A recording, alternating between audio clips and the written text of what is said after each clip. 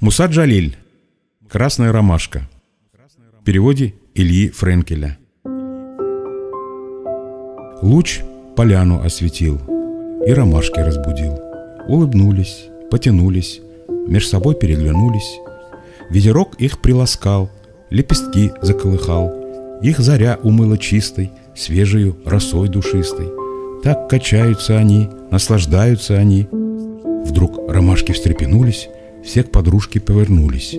Эта девочка была не как все цветы бела. Все ромашки, как ромашки, носят белые рубашки.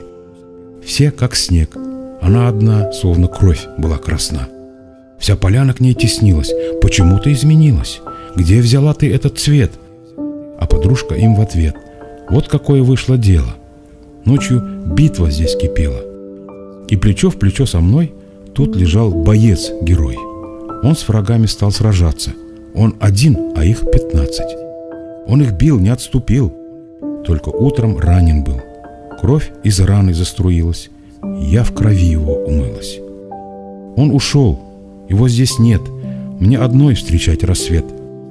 И теперь по нем горюя, как чулпан звезда горю я.